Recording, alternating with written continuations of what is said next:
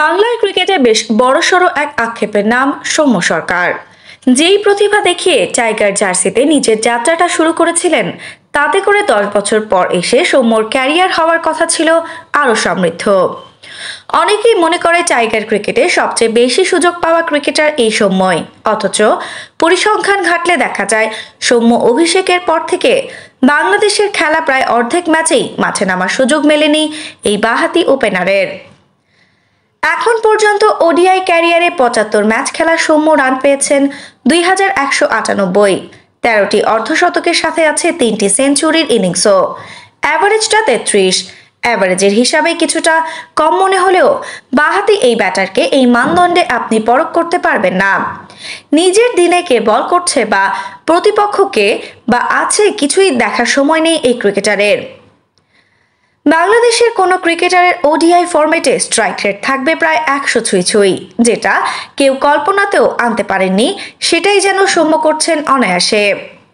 তবে সৌম্যর ক্যারিয়ার নিয়ে যতটা না কাটাছেঁড়া করা হয়েছে, তার সিকেভাগও ভোগ করতে হয়নি টাইগার ক্রিকেটের অন্য কোনো ক্রিকেটারকে। টাইগার এই ওপেনারকে বারবার পজিশন বদলে খেলানো হয়েছে খেয়ালখুশি মতো, কখনো ওপেনিং, কখনো 3, 4, 5, এমনকি 7 নম্বরেও খেলতে হয়েছে এই ক্রিকেটারকে। পুরো দমভর ব্যাটিংয়ের সাথে টুকটাক বোলিং করা সৌম্য কখনো বা খেলেছেন বোলিং অলরাউন্ডার হিসেবে। বারবার পজিশন পরিবর্তন করা ও দলে অধারাবাহিক হওয়া সত্ত্বেও 50 ওভারের ফরম্যাটে টাইগারদের হয়ে সবচেয়ে দ্রুততম 2000 রানের রেকর্ডটা রয়েছে এই বাঁহাতির দখলেই।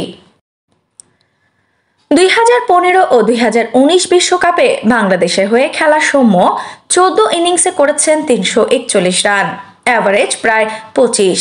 তবে চ্যাম্পিয়ন্স ট্রফিতে অবশ্য সৌম্য পারফরমেন্স খুব একটা সুখকর ছিল না।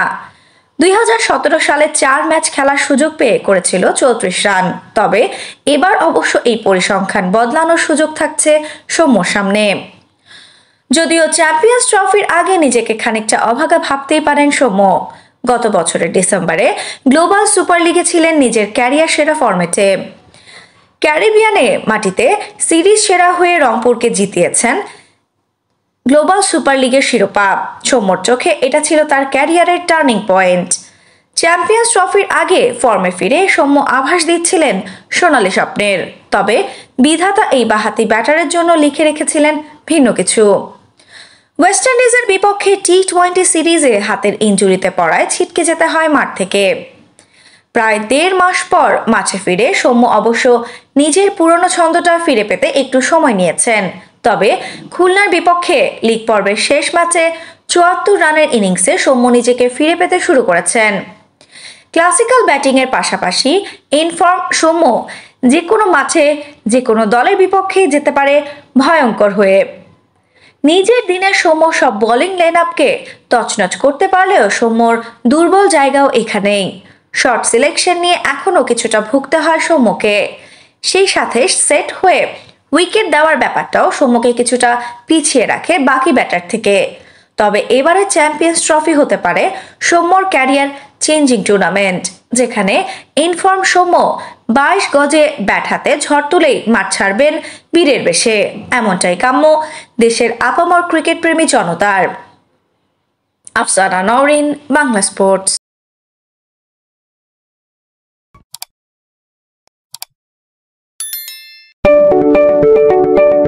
আপনি কি ফটোগ্রাফার খুঁজছেন? আমাদের আছে এক ঝাঁক অভিজ্ঞ ফটোগ্রাফার। সেই সাথে আমাদের আছে সরকারি ও আন্তর্জাতিক প্রতিষ্ঠানের সাথে কাজ করার এক বিশাল অভিজ্ঞতা। আমরা কর্পোরেট, মডেল, প্রোডাক্ট, ওয়েডিং, জন্মদিন সহ সকল ধরনের স্পোর্টস ফটোগ্রাফি সর্বোচ্চ কম মূল্যে করে থাকি। এছাড়াও আমাদের আছে নিজস্ব স্টুডিও। তাই আপনার ফটোগ্রাফির যে কোনো সেবা নিতে আমাদের সাথে আজই যোগাযোগ করুন।